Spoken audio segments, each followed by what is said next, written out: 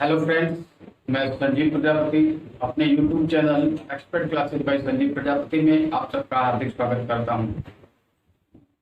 दोस्तों, मैंने इससे पहले जीओसी का एक वीडियो बनाया था और आज जीओसी का दूसरा वीडियो बनाने जा रहा हूं। ये वीडियो जीओसी के एक बहुत ही महत्वपूर्ण टॉपिक पर आधारित है जिसका नाम है आइसोमेरिज्म यानी समावयवता। समावयवता क्या होता है? जब एक ही अणुसूत्र के द्वारा दो या दो से अधिक यौगिकों के अणुसूत्रों को बनाया जा सके, अर्थात ऐसे अणुसूत्रों का निर्माण किया जा सके जो रासायनिक गुणों में भिन्न प्रकार के हों। ये गुण जो है समावयवता कहलाता है।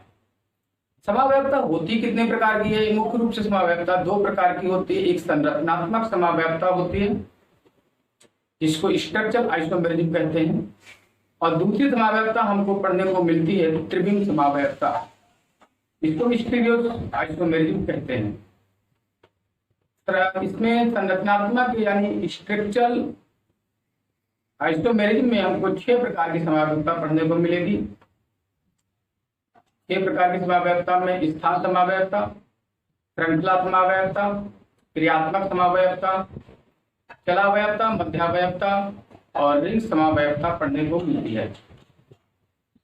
बहुत सारे क्वेश्चन बनते हैं स्टीरियो समावयवता से संबंधित। स्टीरियो समावयवता जो होती है यानी इसको हिंदी में त्रिविम समावयवता कहते हैं। त्रिविम समावयवता में 2 प्रकार की समावयवताओं का अध्ययन किया जाता है, प्रकाशीय समावयवता और ज्यामितीय समावयवता। चलिए दोस्तों, ज्यादा समय ना लेते हुए हम अपने टॉपिक की ओर चलते हैं और हमारा पहला क्वेश्चन सामने है, देखते हैं। आज समावयवता टॉपिक से 18 क्वेश्चन इस वीडियो में सम्मिलित किए जाते हैं। ब्लू कलर से और ब्लैक कलर का पेन यूज किया गया है। यहाँ पर आप देख रहे होंगे ब्लू कलर से जो लिखा हुआ है वो क्वेश्चन लिखा हुआ है और ब्लैक कलर से हमने आंसर यानी ऑप्शन को यूज किया है और उन्हीं एमसीक्यू यानी मल्टीपल चॉइस क्वेश्चंस को वन लाइनर रूप देने का प्रयास किया है ताकि थोड़े समय में अधिक से अधिक बात अच्छे से समझाई जा सके। चलिए हम लोग चलते हैं अपने पहले क्वेश्चन की ओर। पहला क्वेश्चन लिखा हुआ है, समावयवियों में अणुसूत्र समान होते हैं। यहाँ पर बताया गया है कि जितने भी समावयवी बनते हैं उन सब के अणुसूत्र कैसे होते हैं? समान होते हैं। प्रश्न क्या कहेगा? प्रश्न कहता है समावयवियों के या समावयवियों में अनिवार्य रूप से समान होते हैं। समावयवियों में अनिवार्य रूप से क्या समान होते हैं? आप ध्यान रखिए, समावयवी कोई भी हो, किसी भी स्पीशीज का हो, उन सारे समावयवियों में अणुसूत्र हमेशा हमेशा हमेशा समान रहता है। किसी भी समावयवी का अगर हम निर्माण करते हैं तो उनके अणुसूत्रों में कोई परिवर्तन नहीं होता, ठीक है ना। उनकी संरचनाओं में परिवर्तन होता है, उनकी त्रिविम संरचनाओं में परिवर्तन होता है, लेकिन अणुसूत्रों में कोई परिवर्तन नहीं होता। क्वेश्चन में जब पूछा जाता है समावयवियों में अणुसूत्र समान होते हैं, आता है या समावयवियों में क्या समान होते हैं, तो आप लिखेंगे अणुसूत्र वाले पे टिक करेंगे कि जितने भी समावयवी होते हैं उनमें अणुसूत्र सदैव समान होते हैं। नेक्स्ट क्वेश्चन, दूसरा क्वेश्चन है, प्रकाश सक्रिय यौगिक 2-क्लोरोब्यूटेन है। यहाँ पर क्वेश्चन पूछा जाता है 2-क्लोरोब्यूटेन में कौन सी समावयवता पाई जाती है, तो आप लिखेंगे 2-क्लोरोब्यूटेन में ऑप्टिकल एक्टिवेशन यानी ऑप्टिकल आइसोमेरिज्म पाई जाती है। और ये कैसा होता है? प्रकाशिक सक्रिय यौगिक होता है। कैसा होता है? प्रकाशिक सक्रिय यौगिक होता है यानी ऑप्टिकल एक्टिव कंपाउंड होता है। तीसरा प्रश्न है, रेशमिक मिश्रण में Pl प्रतिरूपों का पृथक्कीकरण क्या कहलाता है? फिर से पढ़िए। रेशमिक मिश्रण में Pl प्रतिरूपों का पृथक्कीकरण क्या कहलाता है? रेशमिक मिक्सचर जो होते हैं वो दो प्रकार के होते हैं, दो तरह से मूव करते हैं, एक राइट साइड में एक लेफ्ट साइड में। जिसका मूवमेंट राइट साइड में होता है उसको डी फॉर्म या डी प्रतिरूप कहते हैं, और जिसका मूवमेंट लेफ्ट साइड में होता है उसको एल फॉर्म या एल प्रतिरूप कहते हैं। रेशमिक मिक्सचर से डी फॉर्म और एल फॉर्म प्रतिरूपों का जो पृथक्कीकरण होता है उसको वियोजन कहते हैं। क्या कहते हैं उसको? वियोजन कहते हैं, इंग्लिश में रिजोल्यूशन बोलेंगे। रेशमिक मिश्रण में से Dl प्रतिरूपों का पृथक्कीकरण वियोजन कहलाता है। ये बात आपकी समझ में आ गई होगी। Question number 4, ClCH double bond CHCl में समपक्ष विपक्ष समावयवता है। चलिए इसको समझाने के लिए मैं इसको इरेज करता हूं।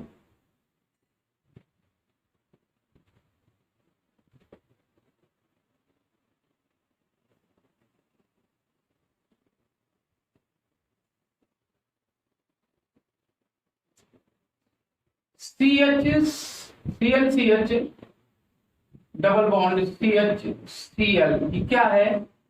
ये 1,2 डाइक्लोरोएथिलीन है। 1,2 डाइक्लोरोएथिलीन में दो प्रकार की समावयवता प्रदर्शित करते हैं जो ज्यामितीय समावयवता कहलाती है। ज्यामितीय समावयवता में दो रूप दिखाए जाते हैं, समपक्ष एक विपक्ष। यहाँ पर कार्बन के बीच डबल बॉन्ड होता है, कार्बन के बीच डबल बॉन्ड होता है, ये प्रतिरूप तैयार होता है। सिंगल बॉन्ड से हाइड्रोजन जुड़ा होता है, एक तरफ दोनों कार्बन जुड़े रहते हैं। ये जो फॉर्म होती है समपक्ष कहलाती है। ये प्रतिरूप क्या कहलाता है? समपक्ष।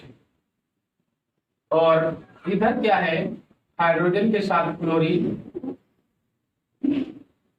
और यहां पर क्लोरीन ऊपर पहुंच जाता है, हाइड्रोजन नीचे पहुंच जाता है। ये प्रतिरूप विपक्ष कहलाता है। क्या कहलाता है? विपक्ष।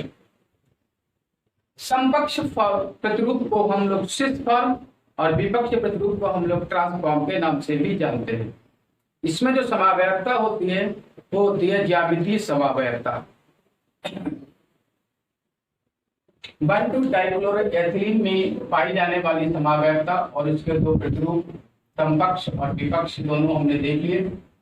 इसके बाद में एक क्वेश्चन अभी मैंने बताया था, समावयवता दो प्रकार की हमको पढ़ने को मिलती है,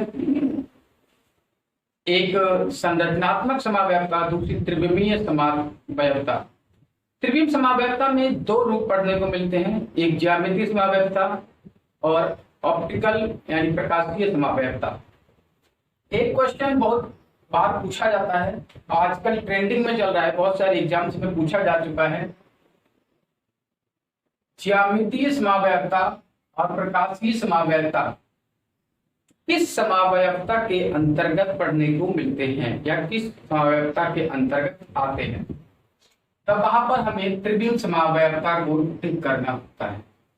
यानी त्रिविम समावयवता के अंतर्गत कौन कौन से दो अन्य समावयवताएं समाहित हैं या सम्मिलित हैं?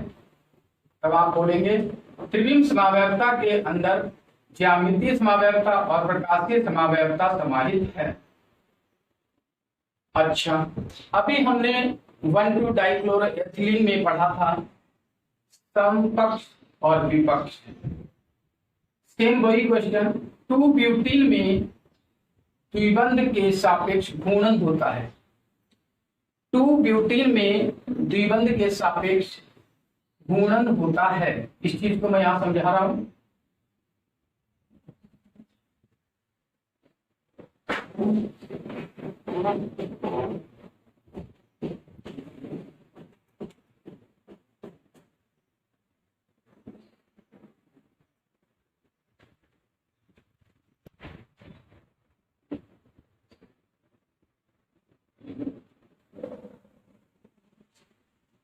ये 2 ब्यूटीन के दो समावयवी प्रतिरूप हैं, इसको समपक्ष या सिस फॉर्म कहते हैं, इसको विपक्ष या ट्रांसफॉर्म के नाम से जानते हैं।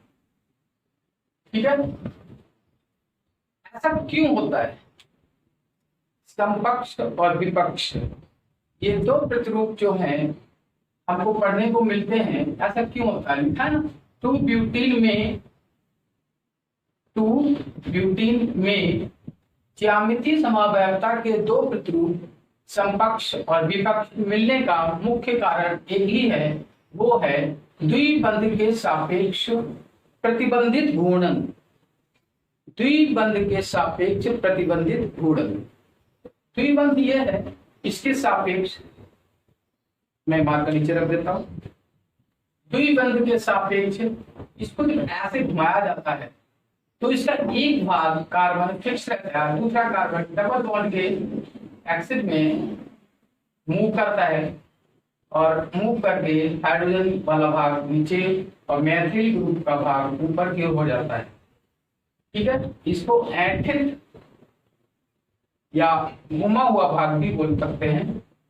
ठीक है ना, इस तरह से ये सिस फॉर्म से ट्रांसफॉर्म में पहुंच जाता है।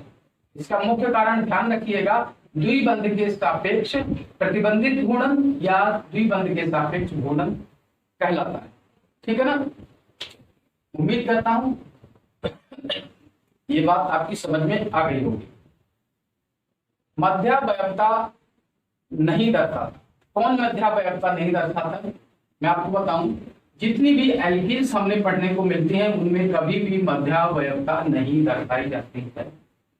कहने का मतलब एल्केन जो पढ़ते हैं वो सारे यौगिक जिनमें सिंगल बॉन्ड होता है और वो सारे यौगिक जिनमें डबल बॉन्ड होता है, डबल बॉन्ड वाले यौगिक एल्कीन्स कहलाते हैं, सिंगल बॉन्ड वाले यौगिक एल्केन कहलाते हैं और ट्रिपल बॉन्ड वाले यौगिक एल्काइन कहलाते हैं।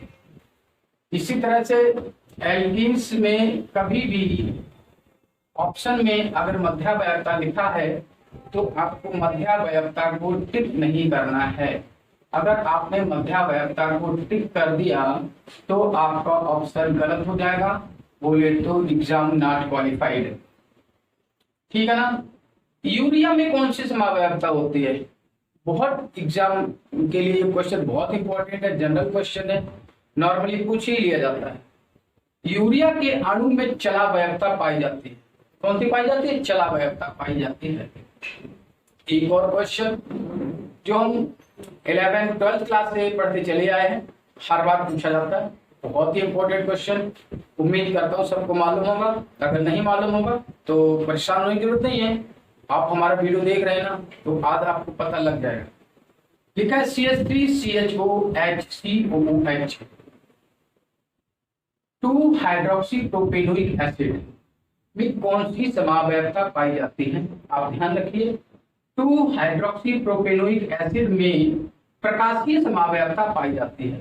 प्रकाशीय समावयवता लैक्टिक एसिड में भी तो पाई जाती है भाई। हाँ मित्रों, ये लैक्टिक एसिड का ही फार्मूला है, CH3CHOHCOOH 2 हाइड्रोक्सी प्रोपेनोइक अर्थात लैक्टिक एसिड। लैक्टिक एसिड में कौन सी समावयवता पाई जाती है? प्रकाशिक समावयवता पाई जाती है। ये 3 तरीके से पूछा जाता है, या तो हिंदी में लैक्टिक एसिड लिख के पूछेंगे, या 2 हाइड्रोक्सी प्रोपेनोइक एसिड लिख के पूछेंगे, या फार्मूला देकर पूछेंगे। इस क्वेश्चन को 3 रूपों से पूछा जाता है, बहुत बार पूछा जाता है। इसीलिए मैं कोशिश करता हूँ ये क्वेश्चन गलत ना हो, इसीलिए इसमें तीनों रूप में, 2 रूप में लिख दिया है और तीसरे रूप में आपको बोल के समझा दिया है कि हिंदी में इसको लैक्टिक एसिड बोलते हैं। इसके साथ ही चलते हैं हम नेक्स्ट क्वेश्चन नंबर 10 की ओर।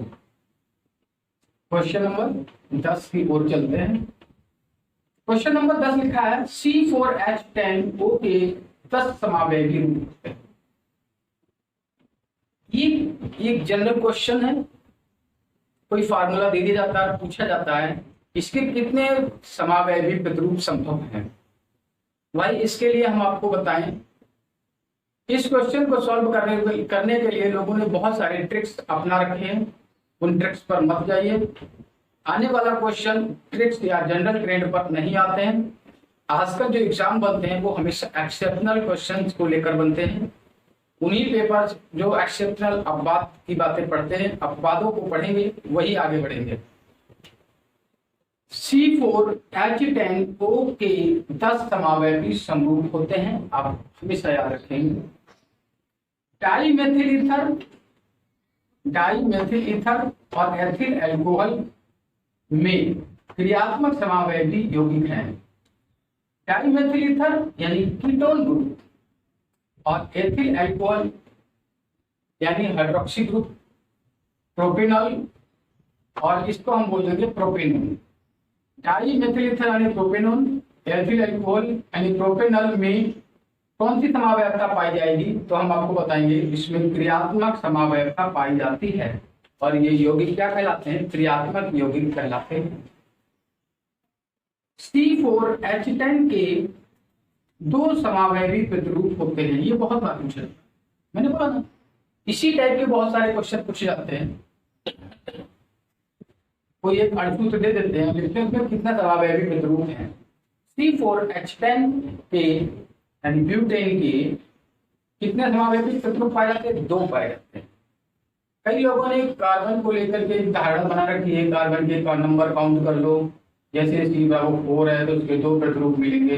ये बात यहाँ तक तो लागू होती हुई सही नजर आती है, बट यहाँ पर लागू होती हुई नजर नहीं आती है, इसीलिए हमें ट्रिक्स पर नहीं जाना है, लॉजिकल बात समझनी है।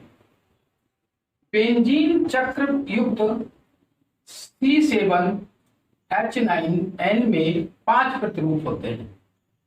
बेंजीन चक्र युक्त C7H9N के कितने समावयवी प्रतिरूप होते हैं, 5 समावयवी प्रतिरूप होते हैं। ये आपको याद करना है, बहुत बार क्वेश्चन पूछा जा चुका है। इसके बाद में अगर हम आगे चलते हैं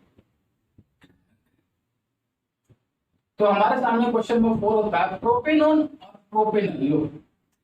ये देखो भाई फिर से वही क्वेश्चन आज रिपीट हो गया। प्रोपेनॉन क्या होता है, डाईमेथिल ईथर। प्रोपेनॉल बोले तो एथिल अल्कोहल में क्रियात्मक समावयवता पाई जाती है। कौन सी समावयवता होती है इसमें, क्रियात्मक समावयवता होती है। अगला क्वेश्चन है dimethyl ether, methyl and propyl ether में कौन सी समावयवता पाई जाती है।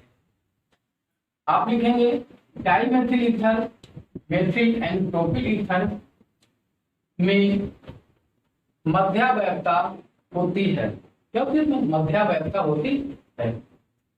कार्बन के यौगिक में कीरलता, कीरल कार्बन समझते हैं ना, कार्बन की 4 वैलेंसी और चारों वैलेंसी पर अलग अलग समूह लगे हों तो उसको कीरलता कहते हैं। ये कीरलता क्यों पाई जाती है, कार्बन के यौगिक में कीरलता कार्बन की चतुष्फलकीय प्रकृति के कारण होता है। आप जानते होंगे कार्बन में अगर चतुष्फलकीय स्ट्रक्चर क्या होता है, चतुष्फलकीय स्ट्रक्चर यही तो होता है ना भाई। ये जो स्ट्रक्चर तैयार होता है इसको चतुष्फलकीय बोलते हैं। क्या बोलते हैं, टेट्राहेड्रल, इंग्लिश में, हिंदी में चतुष्फलकीय बोलेंगे, ठीक है ना। कार्बन के यौगिक में कीरलता का गुण जो है कार्बन की चतुष्फलकीय प्रकृति के कारण पाया जाता है। साइक्लोहेक्सेन के कुर्सी रूप और नौका रूप में 30 किलो जूल प्रति मोल का ऊर्जा का अंतर होता है। कितना ऊर्जा का अंतर होगा, 30 किलो जूल प्रति मोल। साइक्लोहेक्सेन के हमें 2 समावयवी पढ़ने को मिलते हैं। साइक्लोहेक्सेन के हमें 2 समावयवी पढ़ने को मिलते हैं। एक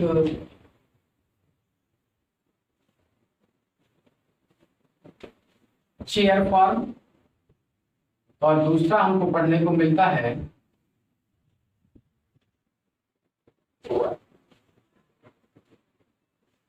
बोट फॉर्म।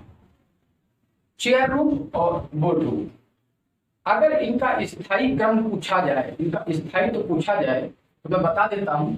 इसमें सबसे अधिक स्थायी तो होता है, स्थायी अगर होगा तो चेयर रूप सबसे ज्यादा स्थायी होगा। आप हिंदी मीडियम के हैं, हिंदी में पढ़ दीजिए। कुर्सी रूप ये सबसे अधिक स्थायी होता है। इसके बाद में विकृत नौका रूप, कौन सा, विकृत नौका रूप, बोट को हिंदी में नौका बोलते हैं। विकृत नौका रूप इसके बाद में स्थायी होगा, कुर्सी रूप से कम स्थायी होता है, और विकृत नौका रूप से कम स्थायी होता है नौका रूप, और सबसे कम स्थायी होता है विकृत कुर्सी रूप,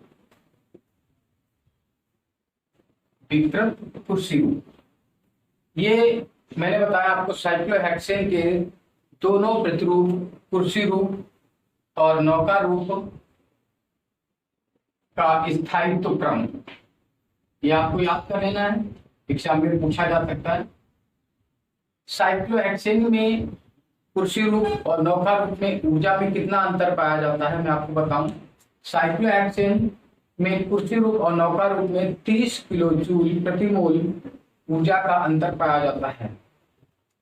इसके बाद में अगर मैं बात करूं, फिर से देखो ये क्वेश्चन आ गया, आपको पहले क्वेश्चन में पहला बताया गया था 2 ब्यूटीन का फार्मूला दे दिया जाए या 2 ब्यूटीन लिख दिया जाए और फिर पूछा जाए इसमें कौन सी समावयवता पाई जाती है, तो आपको बताना होता है कि उसमें ज्यामितीय समावयवता पाई जाती है। कई बार ऐसा होता है ज्यामितीय समावयवता का कौन सा उदाहरण है, तो उसमें 2 ब्यूटीन का को इस फॉर्म में लिख कर दे दिया जाता है ऑप्शन में, फिर पूछा जाता है इनमें से कौन सा प्रतिरूप ज्यामितीय समावयवता को प्रदर्शित करता है। तब आपको इन प्रतिरूपों को देखकर बताना होता है कि कौन सा प्रतिरूप ज्यामितीय समावयवता को प्रदर्शित करेगा। और कभी कभी क्या होता है कि इन प्रतिरूपों को एडवांस में दोनों प्रतिरूप लिख दिए जाते हैं और नीचे विभिन्न प्रकार की समावयवताओं के नाम लिख जाते हैं, उनको छांटना होता है ये कौन सी समावयवता को प्रदर्शित करेंगे। इस तरह से हमने आज समावयवता के 18 मोस्ट इंपॉर्टेंट क्वेश्चन कंप्लीट किए। मुझे लगता है आप लोग जो किराए के मकानों में रहकर तैयारी कर रहे हो, सबका अपना सपना होता है एक प्यारा सा घर हो और फिर वहां अच्छा सा अपना फैमिली, परिवार, माँ बाप, भाई बहन, हम सब लोग मिलकर रहे हैं अपने बच्चों के साथ, एक अच्छी सी जॉब हो। ये सपना लेकर हम लोग दूर दराज क्षेत्रों से आकर के किसी एक शहर में रह रहे हैं। आखिर कब तक हम किराए के मकानों में रहेंगे, कभी तो अपने घर के बारे में सोचेंगे।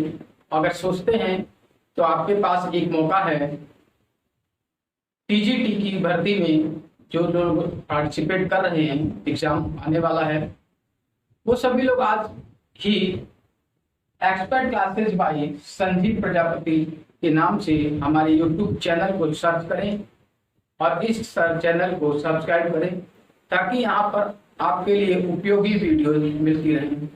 जब तक मैं हूँ आप मुझे बताते रहें आपको किन किन टॉपिक्स पर वीडियो चाहिए, मैं आपको वीडियो देता रहूँगा। हमारी वीडियोस को लाइक करें, चैनल को सब्सक्राइब करें, अपने दोस्तों तक पहुँचाएं, शेयर करें, ताकि हमारी वीडियो आपके अन्य दोस्तों तक अधिक से अधिक लोगों को प्राप्त हो सके। धन्यवाद।